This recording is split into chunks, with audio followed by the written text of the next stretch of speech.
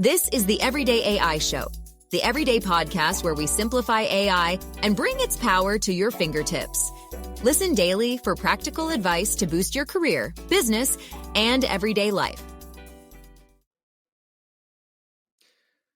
Implementing generative AI in your business today is one of the hottest topics, and it's something that just about everyone is trying to figure out. And I thought to myself a couple of weeks ago, wait, I've talked to more than 120 experts, leaders in generative AI from across the globe, working at some of the biggest companies and entrepreneurs, small business owners. And I said, I think we've got a pretty good blueprint here. So that's what we're going to be going over today. The 5 simple steps to start using Gen AI in your business today. I'm saying this now, y'all, like we've hit almost 200 episodes here on Everyday AI. And I think this particular episode is probably going to be one of the most helpful. So thank you for tuning in. If you're joining us, welcome. For the first time, welcome. My name is Jordan Wilson. I'm the host of Everyday AI, and this is for you. Everyday AI is your daily live stream, podcast, and free daily newsletter to help you demystify generative AI and to teach you how you can actually use it to grow your company and to grow your career. All right, so if you're on the podcast, make sure to check out your show notes. We always keep some helpful information in there as well as related episodes. And if you're joining us live, like we already have quite a few people in the house, like, hey, what's going on? And Dr. Harvey Castro and Brian and Mauricio, Tara, Brian, Joan, so many people. Thank y'all for joining us.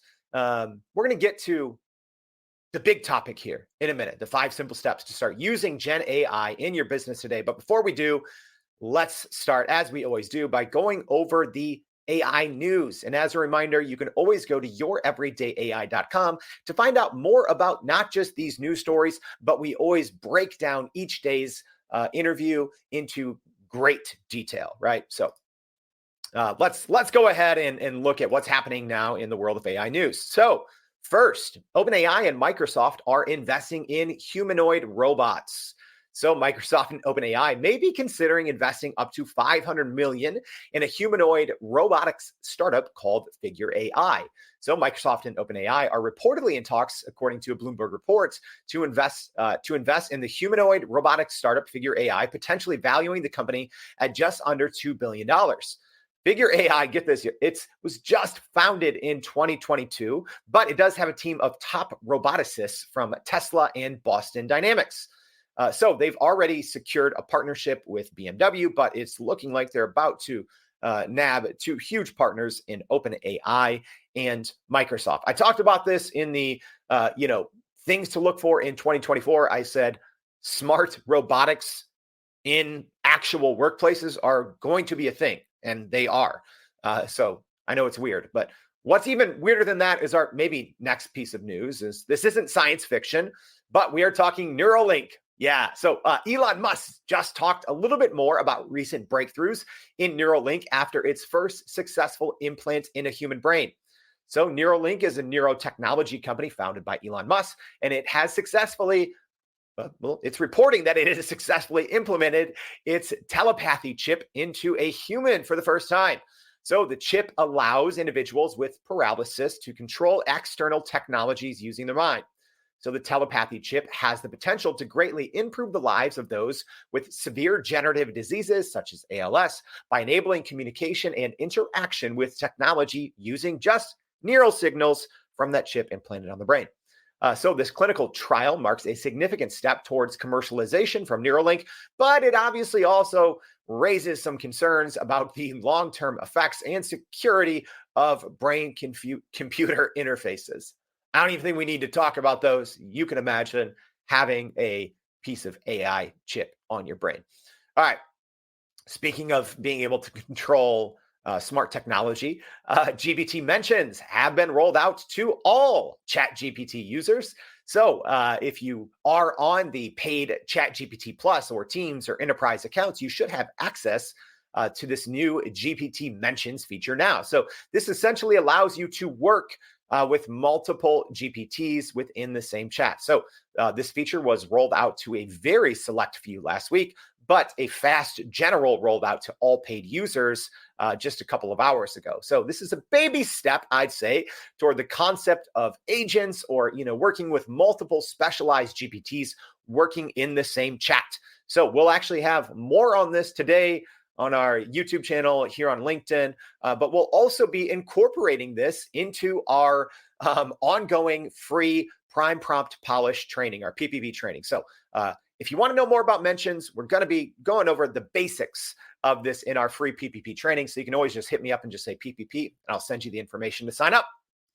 All right, that's a lot of news, but as a reminder, go to youreverydayai.com to get more information on these stories by signing up for our newsletter. Also, it is legit a free generative AI university on our website. You can go look at our different learning tracks. Let's say you care about education. We have a handful of, podcasts with experts just on education. So no matter what your role is, no matter what you are trying to learn and leverage to grow your company, grow your career, we already have so many podcasts specifically for that. All right, so let's get to it, y'all. Let's get to the 5 simple steps to start using Gen AI in your business today. All right, so I'm going to hit rewind, and then I'm just going to quickly tell you those 5 steps. I'm not going to draw you along for another 20 minutes like I sometimes do when I'm by myself. But let me tell you this. We've been working with companies of all sizes, not just with, GPT and AI consulting and strategy, but even previously, before I even started Everyday AI, we essentially did digital strategy for companies of all sizes, and we've been able to grow companies of all sizes. So I want you to keep that in mind. Yes, a lot of what we do here at Everyday AI also draws on my background as being an investigative journalist and, giving you all the actual news and the actual facts and breaking down how generative AI technology works and giving you actionable steps on how you can actually use it. But we've been growing companies for a while. And I noticed something a couple of months ago. I said, I've talked to dozens of experts from, billion and trillion dollar companies, companies like had multiple guests from NVIDIA and Microsoft and IBM and AWS, right? So all of these companies building this technology, this generative AI technology that we're all using. And I'm always talking to people kind of behind the scenes, so people that aren't even on the show. And I've realized, wow, I have literally thousands of pages of show notes with so much great information, and then drawing on things that we've discovered ourselves. And it always gets back to this question. People are always asking, okay, this generative AI sounds great, but how do I actually use it? And sometimes I send people, 3 or 4 shows, and I'm like, oh, there's great insights here. But this is, I think now, going to be potentially the single most helpful podcast we've ever done. Yes, out of 200 or just about 200, the most helpful. All right. So let's skip ahead right now and tell you those 5 steps. I'm not going to drag you on here. All right. But we're going to dive deep into each of these 5 steps so you can understand them. All right. So step 1, gather insights from a ground up committee. Step 2, create straightforward guidelines with guardrails. Step 3, sprint toward your first measurable AI project.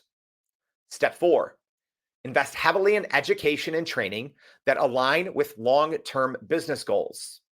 And step 5, plan for a future of what happens when AI works. Whew. I am excited to dive into each of these a little deeper. But I will let you know this. Even my show notes for this show are crazy long, right? I'm going to try not to accidentally make this an hour-long podcast. But go ahead. If this show is helpful for you, please go repost this. If you're listening on LinkedIn, or maybe you found this post on Twitter, just repost this, and I will send you literally all of my episode notes. I think I have like 10 or 15 pages. So there's so many specific insights, even on just these 5 steps, that I'm not going to be able to get to. All right. And I'll tell you this, if you go hire, we've had great even AI consultants on our show. If you hire someone like that, or even hire companies like ourselves, it's oftentimes tens of thousands of dollars or more. So there is so much valuable and practical information literally just in my show notes that I won't be able to get to. So make sure you repost this or retweet this on Twitter or repost it here on LinkedIn, and I'll send you everything. All right. And I'm actually curious as I sit here and take a sip of my lukewarm coffee before we get into it. So everyone joining us here live, hey, all these great PPP supporters too, like Harvey and Brian and Ted. What's going on, Ted? Another Chicago guy. But let me know right now. I want to know, especially from our live stream audience, is your company actually using generative AI in your day-to-day? Let me know. You can just type in 1, not yet. You can just type in 2, we're using GenAI a little.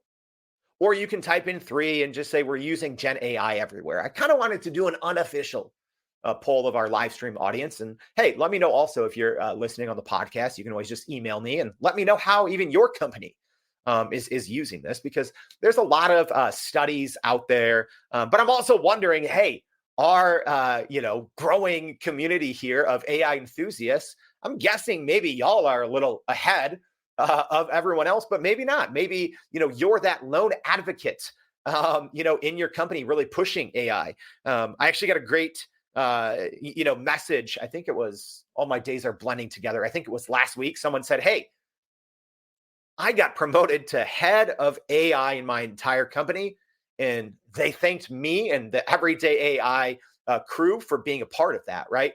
Okay. Looking at our unofficial poll here, it looks like most of us are in the 1 or 2. So it looks like either most companies haven't yet dove in to generative AI, or maybe just using it just a little. We do have a couple advanced people here, like Justin and Maybrit and Daniel, who are using it everywhere. But it looks like most people are in the 1 or 2. So either not using it yet, or using generative AI just a little.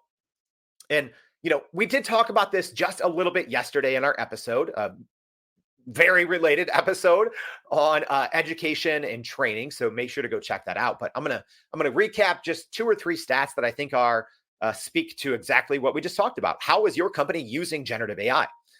Because a recent Forbes study said 83% of companies claim that using AI in their business strategy is a top priority. Yet, a Tech.co study found that only 4% of companies have implemented AI throughout their org. Let me say that again. If you're listening on the podcast, because you can't see my screen right now, I'm showing all of these different studies, but 83% of companies say generative AI is a top priority. Yet, only 4% have implemented it throughout their organization. That is a huge problem. It's a huge problem. We talked about this yesterday. I think so many companies are just throwing money at the problem versus rolling up the sleeves, digging in deep, and getting this thing figured out. All right. One other stat from Ernst & Young, EY. So 73% of people are concerned about their organization not offering sufficient training, right? So not just that, but so many studies just say that, employees, managers, directors don't have full confidence in their leadership to be able to lead them forward in AI implementation. All right, let's start to solve that, shall we? All right, here we go. This is a lot, y'all, but get your, if you do have questions, try to get them in. I might not be able to get to them in real time, but I'll try to grab your questions and your comments. Love hearing from you. Sometimes we mention our favorites in the newsletter. So let's start with step 1. Ready? Again, this is from hundreds of hours of conversations with, the top executives building AI, but also with small business owners, entrepreneurs, startups, right? And also, hey, we've taught more than 2,000 business leaders proper prompt engineering with our free PPP course, right? So this is a culmination of literally hundreds of hours on talking about AI implementation. It starts with step 1. You need to gather insights from a ground up committee. And every word that I chose here in these 5 rules is intentional because AI implementation is not top down, it is bottom up. One of the biggest mistakes.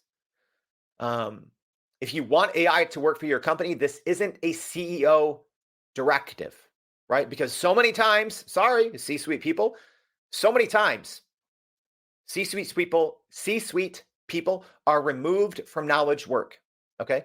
Generative AI helps you win back time in knowledge work. You can't make directives from the top of the mountain when everything's happening on the ground level. All right. Also, a ground up committee prioritizes transparency, safety, and alignment. So this bottom up approach is actually pretty similar to how even OpenAI and Google have developed their own AI implementation. All right. You can go read about that, but there's plenty of research out there. Another huge benefit in a ground up approach is you get people from all levels of the company, right? You get people who in theory are actually going to be using whatever generative AI systems that you will be deploying. You get a diverse group of perspective, right? You get a diverse perspective. Okay. I tell people who's actually going to be using this generative AI technology the most if and when it's successful, because those are the people whose voices that you need to hear at the beginning. Again, this isn't for your leadership team to create something and then, pseudo get feedback from people before it rolls out. No, you build it from the ground up and gather insights from the ground up committee. Okay. Here's another reason why that approach is preferable and it will work better in the long run. Well, because you can then incorporate more data and be more adaptable. Whereas a top-down approach, which is what almost everyone does, a top-down approach is anecdotal, right? Someone up there from the top of the mountain with binoculars. They're telling a story. They don't understand it. Top-down is anecdotal, rigid, and often misplaced. Bottom-up, it learns from actual data, from the people who are actually doing it, and it becomes adaptable. Let me start with this. You notice how step 2 is guidelines and guardrails, not step 1. Okay. Step 1 is gathering insights, having open and honest conversations. You need to talk with people first. And here is the most important thing that you need to talk about in this committee.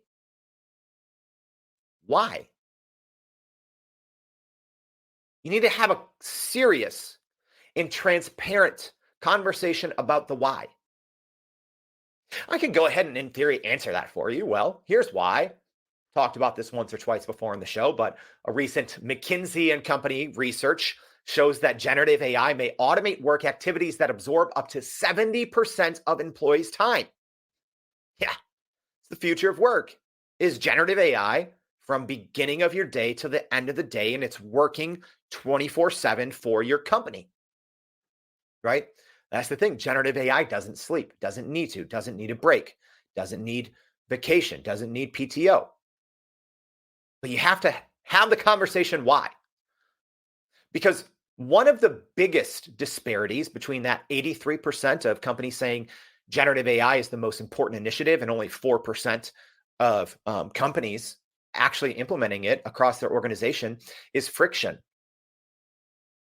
It's friction and a lack of transparency. Because obviously your quote unquote frontline workers, your coordinators, your entry level people are probably going to be hesitant toward generative AI.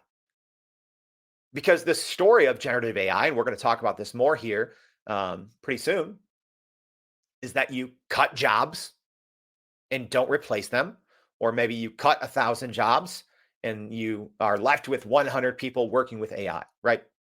That's what's happening. It's already been happening widespread scale, even so far in 2024.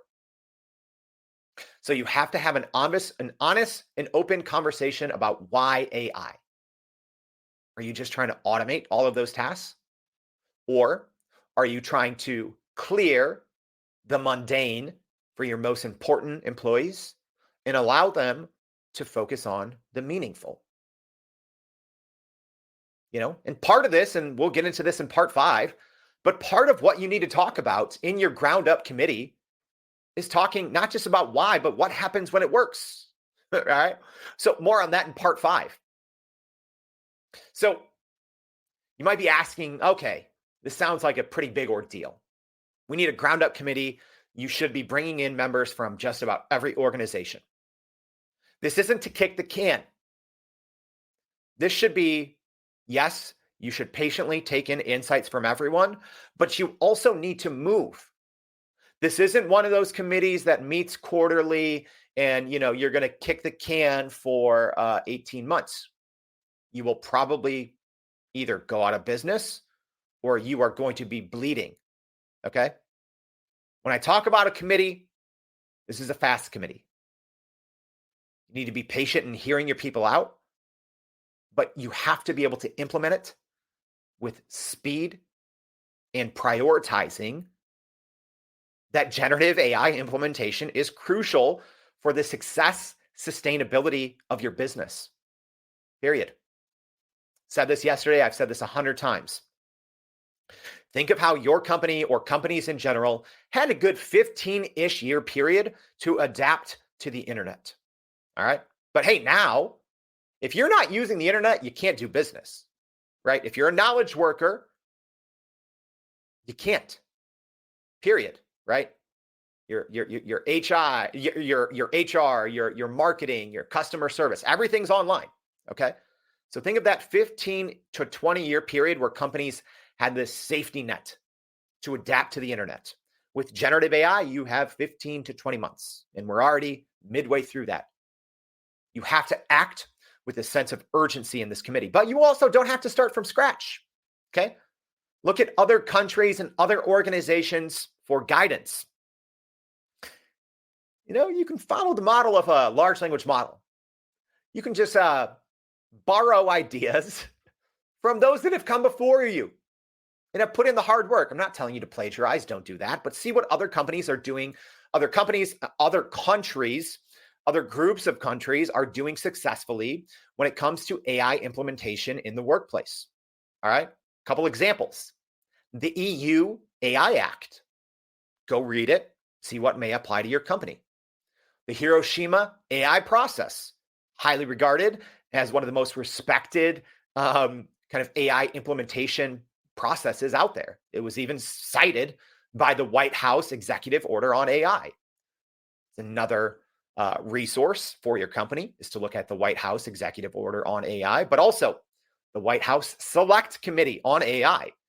Go look at their work a little bit more on ai.gov. Woo, we're getting some preach Jordans. All right, so people are feeling this. This is good. Stick around. It's going to get better. Don't worry. All right, and hey, keep your comments coming. Keep your questions coming. I'm going to try to tackle them at the end or as I go along. We'll see. All right, ready? Step 2. And notice, we don't start with guidelines and guardrails. That is step 2. If you are starting with guidelines and guardrails, you are just creating friction. That tells your employees, right? Whether you have a team of 100 or 100,000, if the first time your company or your employees hear about AI implementation, your generative AI implementation strategy is going over the guidelines and guardrails, failure. You've already failed. You've lost the battle before it's begun. Don't start there. This is not like any other technical implementation. This isn't like bringing in a new CRM, you make the decision and train someone. This is changing the way we work. And people, understandably so, who don't understand generative AI technology are going to be uneasy. So if you start with step 2, you're going to lose people. You're going to lose people. People are immediately going to be scared of their jobs, and you're probably going to, your churn is going to go through the roof, right? If you don't get people's buy-in, and if you just roll this out, you're going to fail. Period. That's why 83% say this is the highest priority, but only 4% have successfully implemented generative AI throughout their organization. All right. Let's talk about how and why you need to do step 2, which is creating straightforward guidelines with guardrails. All right. So, creating AI policies and responsible use guidelines is probably one of the most important steps, but like we said, you don't start there. And I get it, it's going to seem daunting, right? Because you think here is this brand new technology that hardly anyone in the organization even understands. So now we have to create guidelines and guardrails. But guess what? You probably already have a lot of that in place. Here's a mistake that people make when they're trying to create generative AI guidelines and guardrails. Well, see what you already have in place, y'all. Okay. Because probably somewhere in your current employee guidelines, in your HR docs, in your hardware, software, email, internet usage policy, etc., you probably already have some basics of how employees should and shouldn't be working with technology. All right. So if you combine what you already have in place for different technology, software, internet, email, if you combine that with insights you gather from step 1 in your ground up committee and borrowing from best practices, like I said, from the EU AI Act, the Hiroshima AI process, the White House Executive Order on AI, the White House Select Committee on AI, when you start to combine those, combine what you already have with what we talked about in step 1, with the insights that you gained from bringing in ground up employees, it's not as daunting then. All right. So the guidelines make sense, but let's talk a little bit about guardrails. First of all, why do you need guardrails? Well, number one, it's a great business decision, and that's something that can't be overlooked here. All of these steps, they need to work hand in hand with your business goals. And setting guardrails is an extremely important business decision. This lets you know. This is essentially, when you think of guardrails, I think of them quite literally, right? That's why they're called guardrails. Okay? You now think of it like this. Whether it's 100 or 100,000 employees are going to be driving, but they're going to be driving new vehicles that they've never used before. They don't know anything about it on a new type of road that they've never driven before. If you don't have guardrails, you can imagine there's going to be a lot of accidents, a lot of cars driving off the cliffs, a lot of insurance claims, right? You get it. Guardrails are extremely important. That says, here's what's inbounds, here's what's out of bounds. And putting different safety measures in place, right? We have to have data security, data protection, and we also have to act ethically. All right. So number one, guardrails are essentially a required business decision because this is the new way that your company is going to be working. All right. And sometimes what this means when we talk about that your guidelines and guardrails for generative AI, they need to work hand in hand with your business strategy. And sometimes, and you're not going to like this, especially if you're chief marketing officer, or, if you're in growth for your company. Sometimes you have to scale back or adjust your actual business strategy or your KPIs or your intended business outcomes to better align with a generative AI policy. All right. So it might seem like you are taking a step back, but you are taking a literal step back with your feet in order to get on a jet. So you have to understand that. It might take one physical step backwards or a couple of realigning your actual business goals, your intended business outcomes, in order to get the most out of generative AI, right? Because everyone's talking, like the McKinsey study. How can we use AI to save employees 70% of their time, right? That's a conservative estimate, by the way, as well. I've talked about, I think it's actually 80 to 85%, depending on your role. It's significant savings. So you might have to adjust your line of business a little bit. That might be uncomfortable for you. But you need your guidelines and guardrails to align with your business objectives. if they're going in different directions, right? The old saying, 1 degree of misdirection after a while, those two things aren't going to know each other. They're going to be thousands of miles apart. You have to align them closely. All right. Another important thing when we're talking about creating straightforward guidelines and guardrails is making ethical decisions. Okay. So that's not just the big picture of like, okay, what happens when we start to replace employees? We're going to talk about that in step 5. But also, you need to act in a responsible and ethical way with your data, right? One of the biggest hangups with people in using large language models is data. You need to exercise caution with sensitive data and reflect that in your guidelines and guardrails. However, most people don't understand this. Give me your company. I guarantee you I will find more data on your company than you think is publicly available. Scrapers, let me say this. Scrapers are better at finding information than humans. Okay? There's a great chance that whether we're talking about OpenAI's GPT bot or Perplexity's Perplexity bot or Google bot or whatever, all of these large language models, they've crawled every single page on your site. And there's probably dozens or hundreds or thousands of pages on your website that you maybe didn't know existed, with a lot of data out there about your company. So this isn't one size fits all when it comes to data. But here's the thing. You probably have, especially if you're a large enterprise company, you have to release so much data about your company anyways. Okay. So a big part of this, and I can't just give you one bullet point of advice on what is the best guardrails to put in place for your company, because it depends on what sector that you're operating in. It depends on different laws and regulations. It depends on if you're working with PII, PHI, right? So there's no one size fits all here, but I will tell you this. Your data is probably a lot more public than you think. All right.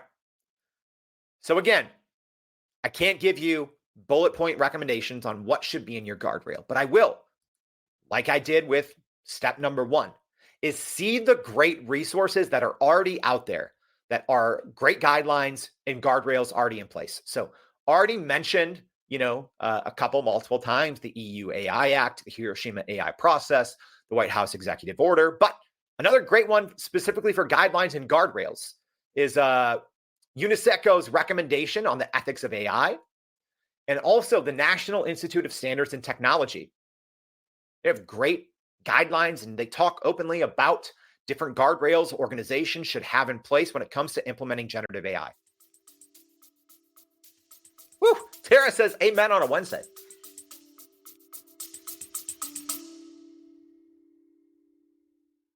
Are you still running in circles trying to figure out how to actually grow your business with AI? Maybe your company has been tinkering with large language models for a year or more, but can't really get traction to find ROI on GenAI. Hey, this is Jordan Wilson, host of this very podcast. Companies like Adobe, Microsoft, and NVIDIA have partnered with us because they trust our expertise in educating the masses around generative AI to get ahead. And some of the most innovative companies in the country hire us to help with their AI strategy and to train hundreds of their employees on how to use GenAI. So whether you're looking for ChatGPT training for thousands or just need help building your front-end AI strategy, you can partner with us too, just like some of the biggest companies in the world do. Go to youreverydayai.com/partner to get in contact with our team, or you can just click on the partner section of our website. We'll help you stop running in those AI circles and help get your team ahead and build a straight path to ROI on GenAI. Saying let's put up guardrails, comment coming in here. But don't forget to sprinkle in some rewards for those who stay on track. Yes, you have to stay on track. You absolutely have to. All right. Speaking of, I should stay on track and talk about step 3 here, right? All right, let's get to step 3. Sprint toward your first measurable AI project. Okay? And here's the thing. Number 3 and number 4 could be interchangeable. It depends on your company, right? So number 4 is invest heavily in education and training that align with long-term business goals. But step 3, sprint toward your first measurable AI project. I think for most companies, this will be first. Another big mistake that I think companies are making is they're trying to make a splash when it comes to generative AI.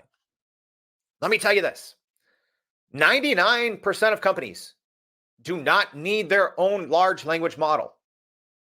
I am baffled by the amount of smart people that I talk to. And, I'll ask them like, oh, hey, what's your company doing? And they're like, well, we're trying to, create our own large language model. I don't know if that's because it's like, oh, it's the cool, sexy thing to do, but like you probably do not need that, right? So many smart business leaders are overcomplicating what generative AI even is and what it can do for their companies, right? People just see OpenAI, right? And they see, Google Bard, and they see Anthropic. And they think, well, yeah, we should have our own large language model.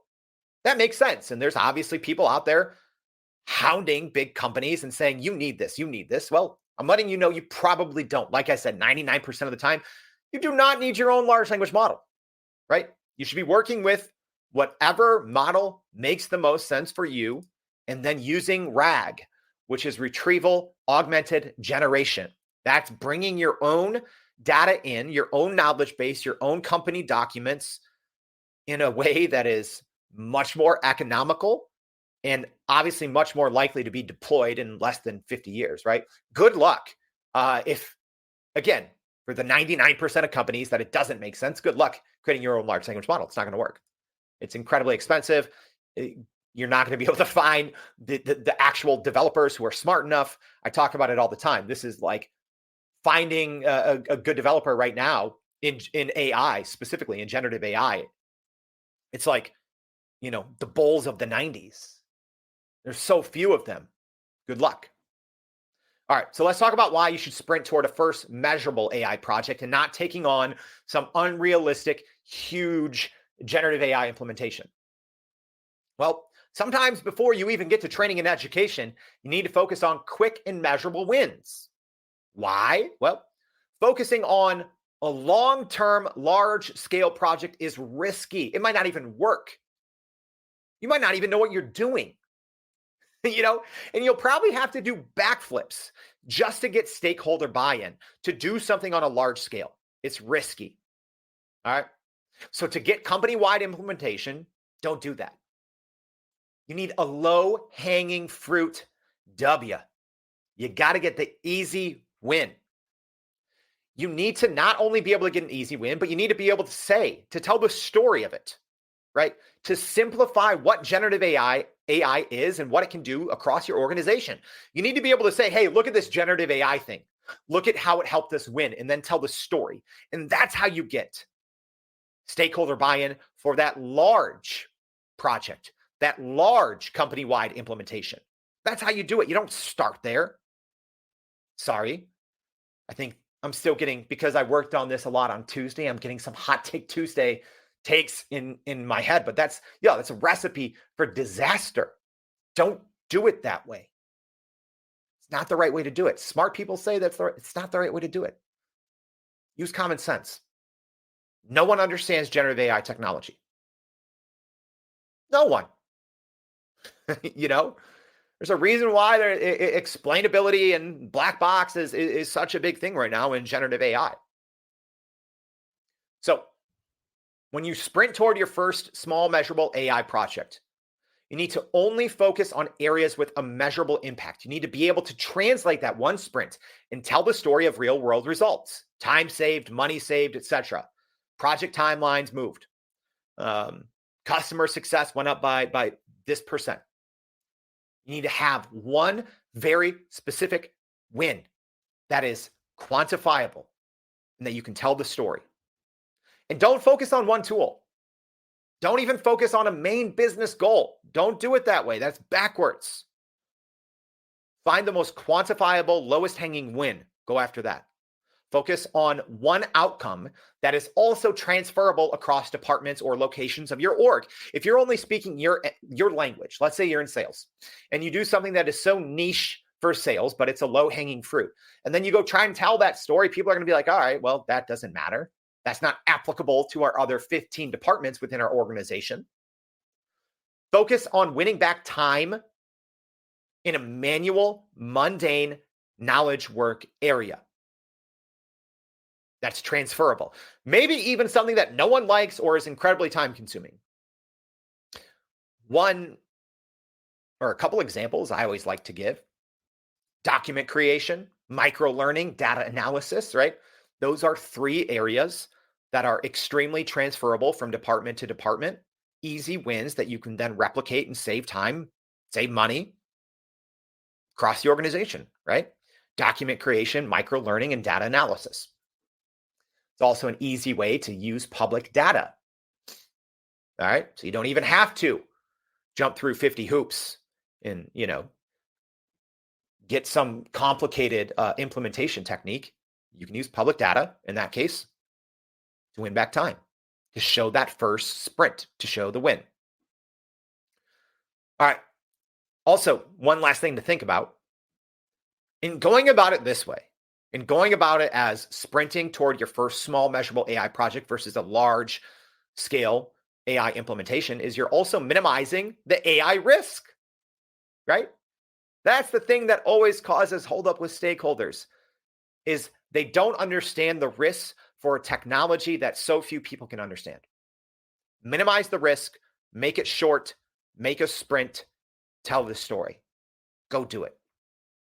That's the blueprint. Step 4. We're getting there, y'all.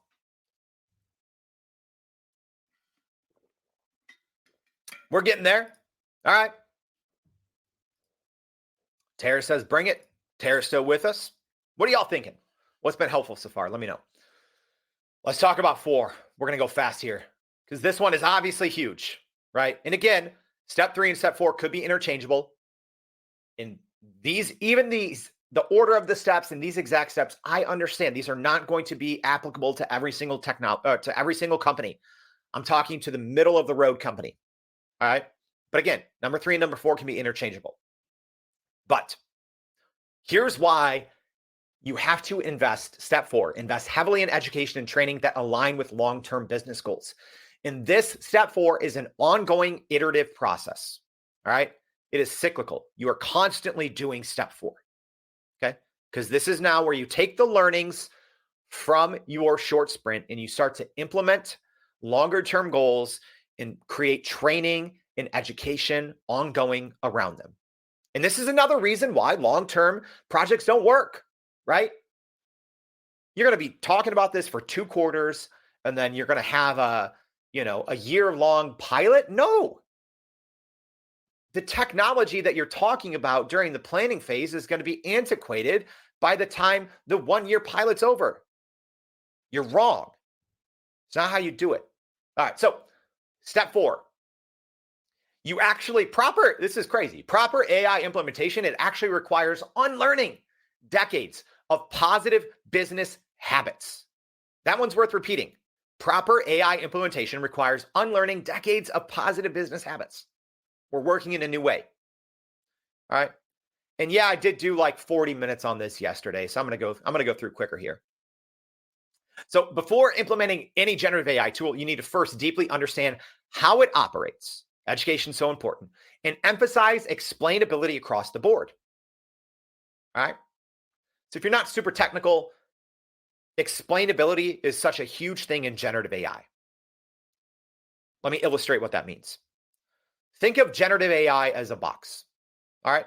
You put things into the box. There's inputs. And let's just say those are prompts, right? So it might be a text prompt or an image or speech, right? So you have all these text to speech model, photo to video, video to whatever, right? But everything goes into a black box. That is the generative AI model. Okay. So explainability. So everything goes in. And then on the back end, it magically turns into something 10, 50 times more impactful, right? That's what generative AI is. You put in something, a couple bullet points, and out comes a 50-page market plan with photos, videos, and voiceovers, right? As an example. All of that happens in a black box. That is the concept of explainability. Because most people have a lack of trust and understanding, both in generative AI technologies, but also they don't trust the outputs because they don't understand the magic that's happening inside of that black box. That goes to explainability. Okay. So you need people in your org that can demystify the black box. You need to be able to explain what is actually going on with whatever generative AI or large language model tool that you're actually using. You need to break it down in an elementary way, right? That's literally what we do in our free Prime Prompt Polish PPP course. We go into explainability. We say, this is how large language models work. They don't work how you think they work, right? Because the more that you understand something and the more that you educate and train yourself on what's happening inside of that black box, the more trust that is then within your organization, which means more people are getting on board, which means you're going to have better and more usable outputs, because the more that you understand, the more explainability there is, the better the outcomes are, the fewer hallucinations there are, right? So here's another thing. After you can demystify the black box, you really need to emphasize training, okay? So I tell people this, call in your vendors. They're busy right now, and unfortunately, not even all of these large tech trillionaire companies are training all of their employees top to bottom, but whatever vendor that you're using for, whether you're using Microsoft Copilot or, any suite of Google's AI products or AWS or, Q from Amazon, Azure, Salesforce, etc. Whatever product or vendor that you are using for your generative AI, you need to call on them for education. You need to take whatever, most of them have pretty good free courses. I shared a lot of those in our newsletter yesterday, but you need to call on those vendors. You also should be bringing in outside experts that can explain one specific thing. If you don't understand a certain aspect, you need to invest heavily in the education and training. Think, if you can actually save 70% of your employees' time, right?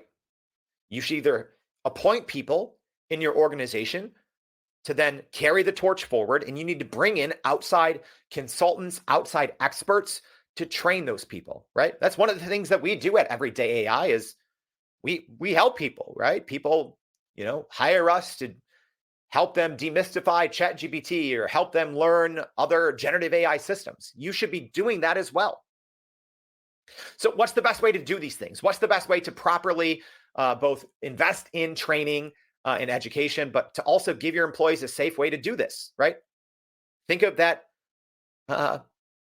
picture that we painted earlier. A brand new road, a brand new car, no one knows what they're doing. You need to set up a playground in a safe place for employees to learn, right? So literally, as an example, you talk of OpenAI has a playground. It's a sandbox, right? You can go in there and try different models and break things, right? You should be doing that. Had a great conversation with someone from Walmart a couple of months ago, and they talked about they have an entire custom playground for their Walmart's corporate employees to play with different generative AI tools, right? Because probably the best way to experiment isn't something that ultimately impacts a live product, a live service, a live offering. You need to have a place to practice first. Just like if you're building a new, NBA team as an example, you got to do a lot of practicing first. You don't just throw them out there on the court. They're going to lose. They're going to get embarrassed. All right. An added tip here. Ready? Your AI abilities aren't just determined by your AI knowledge. Because when we're talking about education and training, I want you to take a step back and I want you to think that doesn't mean you have to become a tech person, a code person. That doesn't mean you need to become a machine learning, deep learning expert. No, because when we're talking about generative AI, again, it's simple prompts going into this black box with great outputs coming out of it. You know what one of the biggest skills is if you want to train your employees? Old school skills, speaking, listening, typing, problem solving, clear communication, right? I see a huge resurgence in 2024 of going old school. Do you know what prompt engineering is, y'all? Like prompt engineers are out there getting paid, professional athlete salaries, but essentially it's people who can communicate clearly with a large language model. It's not as technical as you might think if we're talking about basic generative AI models that we can all use right now. You need specificity and clarity in your language. You need to be able to ask questions. One of the reasons why I think personally I get great results out of, large language models and other generative AI systems is my background as a journalist. When I focus, I can ask very clear questions, right? I can go back and forth with a large language model. That's what you need to be doing. All right. So you also, last tidbit here on number 4, and then we're going to wrap this up with number 5. You need to be able to explain AI project implications company-wide before deploying them. That's another part of education and training. All right. After you get your first big win, part of step 4, it's an iterative ongoing process. It's where you are also integrating whatever your next big picture or medium picture AI implementation is. You need to be able to explain that company-wide, but also train everyone on that company-wide. So it's not just training on a skill set or on a specific tool. It is training on the big picture. It is reinstituting a new way that your company, your organization is going to work. All right. Hey, Nancy says more voice in 2024. Yeah, more clarity in your communication for sure. Love this, Liz. Liz says, embrace a culture of learning, AI, Gen AI. Yes, you need to have a culture of learning. That's why we did an entire episode yesterday on education. All right, here we go. We're going to wrap this up. Step 5. You need to plan for a future of what happens when AI works. So we referenced this in step 1, because in step 1, when you are having that ground up, right, that ground up committee to gather insights with your company, you need to say why we are doing this, but also what happens when it works. So you need to plan for this future, right? And there's probably, when you ask why you're using AI, it's filled with buzzwords, right? Oh, we want to increase automation, reduce overhead, doing more with less, etc. Right? So, okay, it's probably going to work. If you go through this the right way, if you follow steps 1 through 4 closely, it's probably going to work. So what happens then? What happens? No one wants to talk about this. I talk about this pretty openly.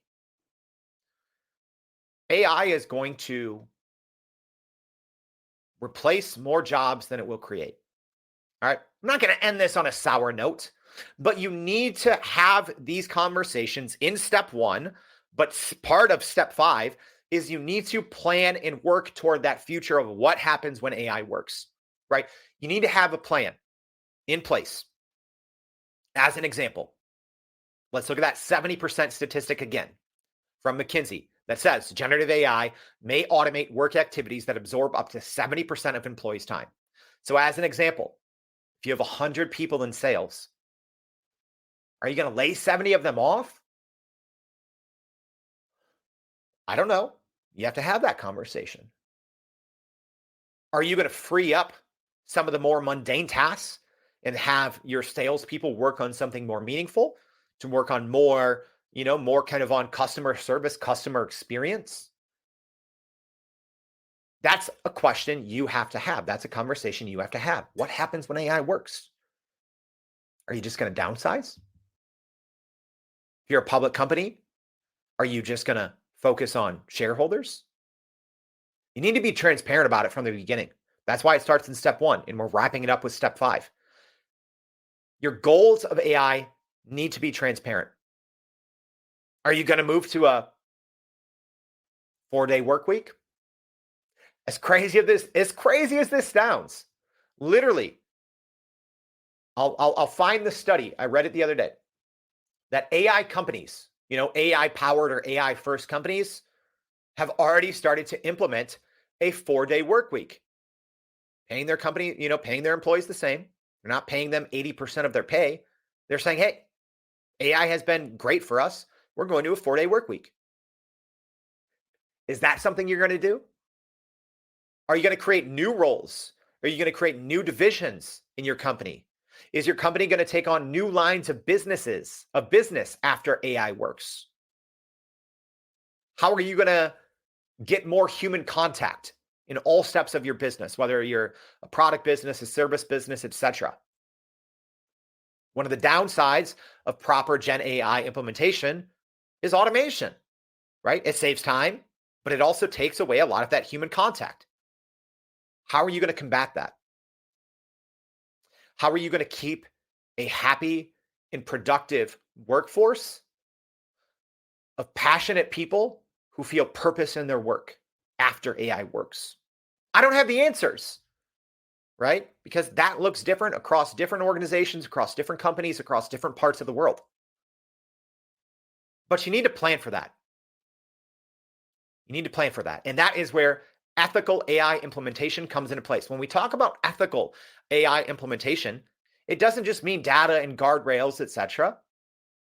It means you have to also be acting ethically toward the humans that have made your company what it is today. You need to envision and work toward a hybrid approach, right?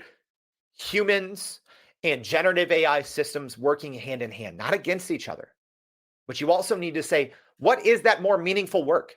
If we can get rid of the mundane, what is the most meaningful work? Something I always suggest people to ask a question or to have a discussion around, and this is probably something to talk about in step 1 when you're gathering insights from a ground up committee, is, hey, asking everyone in the organization, what would you do if there was 2 of you? Not, hey, I would do more of this. What would you do differently? That's what proper Gen AI implementation is, right? The potential to free up 70% of your time. What would you do differently? What would you do more of if there were 2 of you that you can't do now? You need to plan for that future of what happens when AI works. All right, let's recap, y'all. If you do have a question, get it in quick because I'm going to wrap this one up. All right, so here's the 5 simple steps to start using Gen AI in your business today. Ready? Step 1, gather insights from a ground up committee. Step 2, create straightforward guidelines with guardrails. Step 3, sprint toward your first small measurable AI project. Step 4, invest heavily in education and training that align with long-term business goals. And step 5, plan for a future of what happens when AI works. All right, like I said, y'all, I don't even know how many pages of notes, but the majority of content that I put together that I spent hours going through dozens of episodes. I have so many notes, right? So if you want access to all of this, if this was helpful, people always ask all the time, hey, Jordan, everyday AI helped me get a promotion. Now I'm head of AI. What can I do to help? Share this with people. Share this episode with people. There's so much bad information out there. That's literally why I started Everyday AI. People think that generative AI is just using prompts. It's not. This is step-by-step blueprint to revolutionize and transform the way that companies work. So please, if this was helpful, please repost this. If you're listening on LinkedIn or, if you can go find this on our Twitter account, repost this. Let me know you reposted it and I'll share all our notes. It's a lot. You might look at it and be like, oh my gosh, Jordan, this is more than I bargained for. All right. So a couple quick questions that I think I saw here. I might be missing some. And sometimes the stream doesn't show everything, but Mauricio, thoughts on an internal chief AI officer versus hiring a consultant firm to implement the strategy? The answer is yes. You should be doing both, right? This obviously depends on the company size, etc.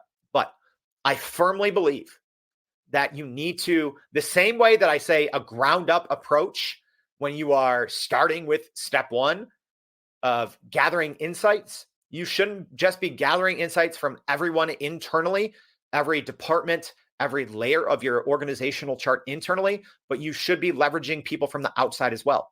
Because here's the thing. So many times internally, you have a mindset of just doing things the way they've always been done. You should be hiring someone externally to poke holes and to help guide you, right? Something we do for companies. You can always reach out to us and we can let you know what that looks like. But to answer the question, Mauricio, both. Rolando says, I would think that in step 5, companies need to think about the impact of successful Gen AI with their customers. And how do you communicate that? Yes, absolutely. Absolutely. I agree. The hope is that as you free up some of this more manual, mundane time of your employees, that ultimately leads to better customer experience, right? We talked about that and also measuring, right? How you can get to a small measurable AI project. Sometimes it's time, sometimes it's money, sometimes it's increased customer service scores, right? Yes, you cannot lose fact of the human. Everything should be a hybrid approach, whether it's your own humans internally in your company or the humans who are ultimately buying your product or service. When you free up time, you need to focus more on ways that you can engage with those humans and better serve them. All right, I think there was one more question here. So again, from Mauricio saying, are there tangible case studies for different departments of what AI solutions tools to implement and return on investment for this? Are there? Not across many different verticals. So yeah, there are great studies and we shared a lot of them yesterday in our newsletter. There's great studies out there about in HR or in sales. And I'll try to pull a couple more for today as well. All right, but that is it, y'all. I hope you enjoyed this episode on the 5 simple steps to start using Gen AI in your business today. Like I talked about, this is one we've technically been planning this for months. This is the culmination of hundreds of hours of conversations with experts building generative AI technology, with leaders in the generative AI space, through hundreds of hours of us teaching thousands of other people how to leverage generative AI. This is a blueprint, all right? I want you to use this. That's the point. That's why we put in so much work here at Everyday AI. We want to cut through the smoke and mirrors that are out there elsewhere in the generative AI space. We want to simplify this, and we want to be the resource that helps you leverage generative AI to grow your company and to grow your career. All right, this newsletter is one you're going to want to sign up for. So make sure to go to youreverydayai.com, sign up for that free daily newsletter. If you're listening on the podcast, all that information is in the show notes as well. We're going to break down this newsletter and a lot more. So make sure to join us tomorrow. We're going to be talking about Midjourney V6 with Rory Flynn, which someone dubbed one of the Bash brothers of Midjourney, as well as Friday, maximizing the effectiveness of AI in healthcare with the president of the American Medical Association. So that's it. I appreciate y'all. Go to youreverydayai.com for more. But I hope you can now understand your blueprint forward to grow your company, to grow your career with generative AI with these 5 simple steps. Thanks, y'all. And that's a wrap for today's edition of Everyday AI. Thanks for joining us. If you enjoyed this episode, please subscribe and leave us a rating. It helps keep us going. For a little more AI magic, visit youreverydayai.com and sign up to our daily newsletter so you don't get left behind. Go break some barriers, and we'll see you next time.